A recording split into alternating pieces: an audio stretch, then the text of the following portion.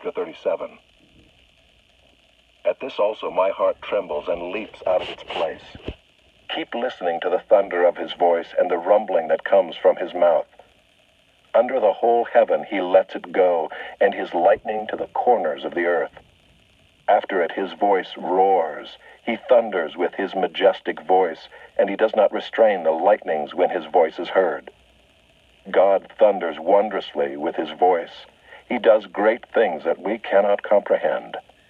For to the snow, he says, fall on the earth, likewise to the downpour, his mighty downpour. He seals up the hand of every man, that all men whom he made may know it. Then the beasts go into their lairs and remain in their dens. From its chamber comes the whirlwind, and cold from the scattering winds. By the breath of God ice is given, and the broad waters are frozen fast. He loads the thick cloud with moisture. The clouds scatter his lightning. They turn around and around by his guidance, to accomplish all that he commands them on the face of the habitable world. Whether for correction, or for his land, or for love, he causes it to happen. Hear this, O Job. Stop and consider the wondrous works of God. Do you know how God lays his command upon them and causes the lightning of his cloud to shine? Do you know the balancings of the clouds, the wondrous works of him who is perfect in knowledge, you whose garments are hot when the earth is still because of the south wind? Can you, like him, spread out the skies, hard as a cast metal mirror? Teach us what we shall say to him. We cannot draw up our case because of darkness. Shall it be told him that I would speak? Did a man ever wish that he would be swallowed up? And now no one looks on the light when it is bright in the skies, when the wind has passed and cleared them.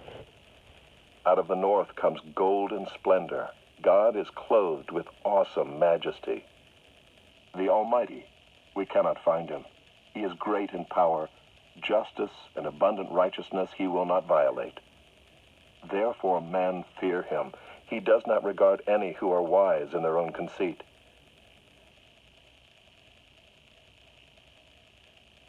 Chapter 38. Then the Lord answered Job out of the whirlwind and said, Who is this that darkens counsel by words without knowledge? Dress for action like a man. I will question you, and you make it known to me. Where were you when I laid the foundation of the earth? Tell me if you have understanding.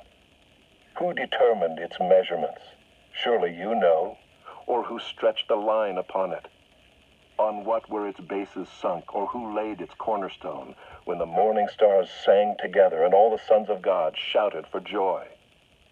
Or who shut in the sea with doors when it burst out from the womb, when I made clouds its garment and thick darkness its swaddling band, and prescribed limits for it, and set bars and doors, and said, Thus far shall you come and no farther, and here shall your proud waves be stayed? Have you commanded the morning since your days began, and caused the dawn to know its place, that it might take hold of the skirts of the earth, and the wicked be shaken out of it? It is changed like clay under the seal, and its features stand out like a garment. From the wicked their light is withheld, and their uplifted arm is broken. Have you entered into the springs of the sea, or walked in the recesses of the deep?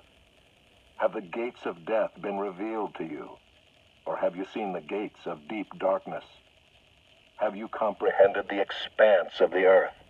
Declare if you know all this. Where is the way to the dwelling of light, and where is the place of darkness, that you may take it to its territory, and that you may discern the paths to its home? You know, for you were born then, and the number of your days is great. Have you entered the storehouses of the snow? Or have you seen the storehouses of the hail, which I have reserved for the time of trouble, for the day of battle and war? What is the way to the place where the light is distributed, or where the east wind is scattered upon the earth? Who has cleft a channel for the torrents of rain, and a way for the thunderbolt, to bring rain on a land where no man is, on the desert in which there is no man, to satisfy the waste and desolate land, and to make the ground sprout with grass? Has the rain a father, or who has begotten the drops of dew? From whose womb did the ice come forth, and who has given birth to the frost of heaven? The waters become hard like stone, and the face of the deep is frozen. Can you bind the chains of the Pleiades, or loose the cords of Orion? Can you lead forth the Mazzaroth in their season, or can you guide the bear with its children? Do you know the ordinances of the heavens?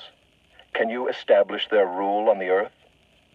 Can you lift up your voice to the clouds, that a flood of waters may cover you? Can you send forth lightnings, that they may go and say to you, "Here we are"?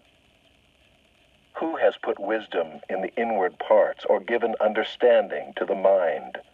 Who can number the clouds by wisdom, or who can tilt the waterskins of the heavens, when the dust runs into a mass and the clods stick fast together? Can you hunt the prey for the lion, or satisfy the appetite of the young lions when they crouch in their dens, or lie in wait in their thicket? Who provides for the raven its prey, when its young ones cry to God for help and wander about for lack of food?